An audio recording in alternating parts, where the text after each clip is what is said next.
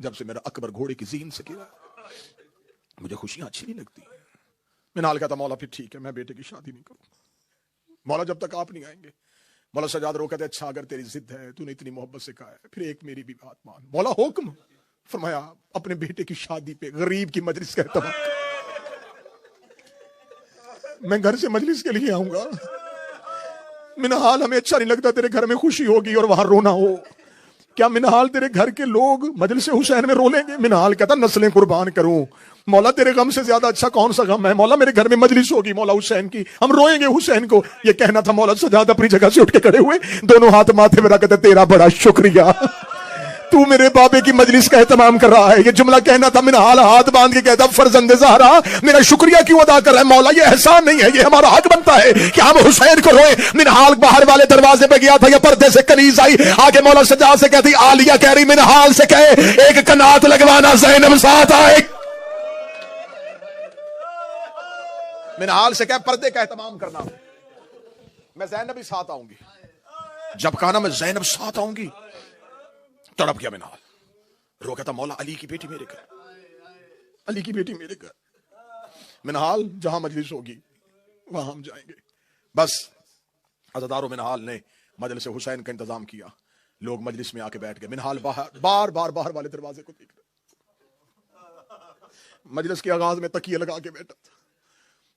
آخر جب مجلس اپنے وسط میں پہنچی منہال سر جھکا کے کہتا صدیقہ ماں کا بیٹا ہے وعدہ کیا تھا آؤں گا. اللہ جانے کون سی غلطی ہو گئی ہم سے جو غریبوں کے گھر امام نہیں آیا. منہال یہ کہے کہ اٹھ کے باہر کی طرف گیا تو کوئی شخص ہے جو وہاں بیٹھا ہے جہاں لوگوں نے اپنے جوتے اتارے. منہال ہاتھ پکڑ کے کہتا مسافر آگے جا کے بیٹھ. اتنا جملہ کہنا تھا یا سید الساجدین نے اپنے چہرے سے رومال ہٹایا. رو کے فرمایا منہال جب سے مجلس کا آغاز ہوا میں سجاد آ گیا ہوں. میں ان کا شکریہ ادا کرنے آیا ہوں جو میرے بابے کو رونے کے لیے آئے. غم حسین حسرت ہے. چاند طلوع ہو جائے تو غربت میں دیکھنا. بس چاند کو دیکھ کے ایک ذہن میں بہت لینا یہ چاند کس کس نے کہاں کہاں دیکھا. حسین نے سفر میں دیکھا زینب نے محمل میں دیکھا اصغر نے ماں کی گود میں دیکھا اکبر نے گھوڑے کی زین پہ دیکھا عباس نے ریت پہ گر کے دیکھا صغرا نے مدینے میں دیکھا. جو ہی آسمان پہ محرم کا چاند دیکھا میرے مولا حسین سفر میں تھے. جو ہی محرم کا چاند آسمان پہ آیا. آج چاند ڈھونڈنا مشکل ہے. اس دور میں ریگستان صحراؤں کا سفر دور سے چاند کی حسین کی نظر پڑی. میرے مولا نے اپنی سواری چھوڑی.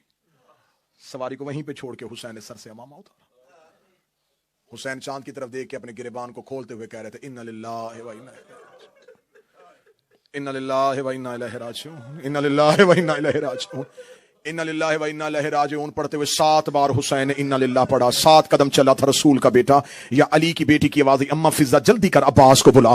بی بی فضا نے آواز دی عباس آقا زادی بلا رہی ہے. عباس جلدی سے بی بی کے محمل کے قریب آئے. جی شہزادی. رو کے کہتی عباس پتہ کر میرا حسین کہاں ہے میرا جی گھبرا رہا ہے. فرمایا بی بی کیوں حسین کو ڈھونڈ رہی ہیں؟ مولا حسین ابھی گھوڑے کی زین سے اتر کے گئے ہیں. بی بی رو کے کہتی ہے اللہ جانے تھوڑی دیر سے میرے کانوں میں میری ماں کے رونے کی آواز آ رہی ہے. تھوڑی دیر گزری ہے میری ماں کے رونے کی آواز آ رہی ہے. میرے حسین کو بلاؤ. عباس روتے ہوئے وہاں گئے جہاں کریم کربلا تھا. مولا عالیہ نے تجھے بلایا ہے. حسین الٹے قدموں سے چلے محمل کے قریب آ کر بول علی کی بیٹی کیوں بلایا ہے؟ رو کے فرمایا حسین اپنا سر میرے محمل کے اندر لا. حسین کا سر محمل کے اندر آیا. علی کی بیٹی نے حسین کے گلے میں باہیں ڈالی ماتھا چوم کے کہی سچ بتا رویا کیوں تھا سچ بتا رویا کیوں تھا؟ حسین رو کے کہے زینب محرم کا چاند طلوع ہو گیا ہے. رو کے کہی جب سے یہ چاند طلوع ہوا ہے بار بار میری چادر سر سے اتر رہی. حسین کہیں یہ تیرے اجڑنے کا چاند تو نہیں؟ رو کے فرمایا ہاں عالیہ یہی میری شہادت کا چاند ہے. اب اگلی سطر سننا جو بہنوں کے بھائی بیٹھے ہو. بی بی نے کہا کون سا چاند ہے؟ فرمایا محرم کا. حسین یہ وہی چاند ہے جس کی نانا نے خبر دی تھی. عالیہ یہ وہی چاند ہے. یہ وہی چاند ہے جس کی بابے نے خبر دی تھی. عالیہ یہ وہی چاند ہے. بھائی ہاسپٹل میں بیمار ہو نا تو کوئی بہن کو کہہ دے کہ اب اس کی زندگی کے دن ختم ہونے والے ہیں. اس بہن سے لمحہ نہیں گزرتا. اگلی سطر ہائے کہہ کے سننا. جب عالیہ کو یقین ہو گیا یہ وہی چاند ہے رو کہتی حسین بتا کتنی راتیں رہ گئی. حسین رو کے کہتے 9 راتوں کا مہمان ہے تیرا بھائی. तड़प गई मुस्तफा की बेटियां, रुक के कहती है हुसैन थोड़ी रातें रह गई हैं, हुसैन अब मेरी मिन्नत है, हुसैन मेरे महमल से दूर न जाना, हुसैन मैं बार बार तेरा चेहरा देखूं, हुसैन मेरा तेरे बगैर अब जी नहीं लगेगा, हुसैन मैं बार बार तेरा चेहरा देखूं। मदीने के लोग कहते हैं हम मुहर्रम का चांद आसमान पे नहीं देखते थे, जाफर सादक के घर से रोने की इतनी आवाजें आती थी, हमें यकीन हो जाता था कि मुहर्रम का चांद तलू हो गया है। एक शख्स यमन का रहने वाला मदीने में चादरों का कारोबार करता था, वो कहता कि मैंने खुद देखा कि अल्लाह जाने कोई एक ऐसी रात आई है, मैंने मदीने की गलियों में भगदड़ मची हुई देखी, लोग तेज कदमों से दौड़ते हुए जा रहे थे, मैंने एक बंदे का हाथ पकड़ के पूछा कहां जा रहे हो, कहने लगा देख नहीं रहा कौन सा चांद तलू हो गया है, हम जाफर सादक को उसके बाबे का पुरसा देने जा रहे हैं। वो कहता मेरा पहला साल था मदीने में, मैं भी उस काफिले में उसके साथ चल पड़ा, मैं भी उस रश में उनके साथ चल पड़ा, मेरे जहन में रस्ते में ख्याल था मदीने में जाफर सादक की हवेली होगी, इमाम अपनी हवेली पे अपने मसनद पे बैठे होंगे, हम मैं जाके उनको उनके बाबा का पुरसा दूंगा। वो कहता मैं मौला जाफर सादक के दरवाजे पहुंचा, मैं काश वो मंजर अपनी आंखों से न देखता, मैंने देखा कि लोगों का हल्का बता हुआ है, मैं उस हल्के में से इमाम के ढूंढ रहा था, जो ही मैं इमाम को तलाश करते करते मेरी नजर पड़ी उन लोगों के हल्के में कोई एक शख्स है जो जमीन पे ऐसे तड़प रहा है जैसे मछली बगैर पानी के तड़पती है, उसके सर पे अमामा कोई नहीं है, वो एरिया रगड़ रहा है। मैंने एक शख्स से पूछा ये कौन है, आवाज है यही तो जाफर सादिक है। जाफर सादिक का नाम आना था, कदमों में बैठकर मौला तू इतना बेचैन होकर क्यों रो रहा है, फरमाया याहिया वो चांद तलू हो गया है जिसने मेरा घर उजाड़ दिया, याहिया वो चांद तलू हो गया है जिसने हमारा घर उजाड़ा। आप आइमा की सीरत उठा के देखें, आपके आइमा मुहर्रम मनाते कैसे थे। मेरे 9वें इमाम ने अपने 10वें इमाम बेटे को वसीयत में कहा था मना में पैसे दे के अजादारी का एहतमाम करवाना, कोई रोने वाला ना मिले, कोई गुलाम इकट्ठे कर लेना, उनको उजरत दे के कहना हुसैन को रो। ये मेरे 9वें इमाम की वसीयत है। 10वें इमाम से कहा मना में हज के दिनों में अगर कोई शिया ना मिले हबशी गुलाम बुला लेना, उन्हें पैसे दे के कहना हाय हुसैन कह के रोए, हज में मेरे बाबे की गुर्बत छुपने ना देना।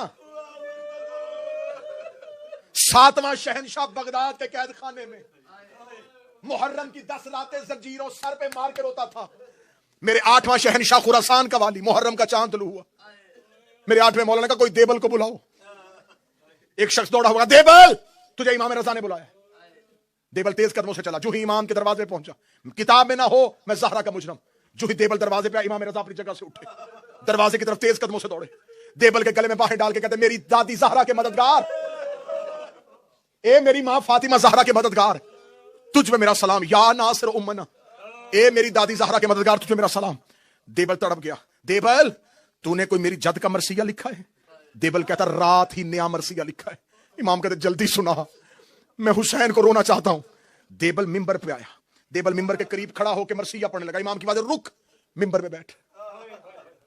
देबल तड़प के कहता आप कहां बैठे? पहली रात है, हाय हुसैन कह के रो लेना। मौला आप कहां बैठेंगे? फरमाया मैं तेरे सामने जमीन पे बैठता हूं। देबल कहता मेरी जरूरत है ज़हरा का बेटा जमीन पे बैठे, मैं मिंबर पे बैठ जाऊं? इमाम ने फरमाया मैं हुक्म देता हूं तू ज़ाकिर हुसैन बन, मैं आज़ादार हुसैन बनता हूं, तू थोड़ी देर ज़ाकिर शबीर बन, मुझे हुसैन का आज़ादार बनने दे। देबल कहता हुक्म इमाम था मुझ पे वाजिब हो गया, मैं मिंबर पे आया। देबल ने वो मरसिया पढ़ा जो आज भी अरबों में मशहूर है, मशहूर तरीन देबल का मरसिया, मशहूर तरीन मरसिया, ए ज़हरा तेरा चमन उजड़ गया। इसी मरसिये को हमादे अहले बैत शहीद मोहसिन नकवी ने अपने मंजूम कलाम में लिखा था, ज़हरा तेरी कलियों का सहरा में बिखर जाना। देबल ने मिंबर पे आके कहा ए फातिमा ज़हरा तेरा भरा चमन उजड़ गया, ए सैयदा तेरे गुलस्तान को नजर लग गई, ए बीबी तेरे फूल और तेरी कलियां बिखर गई।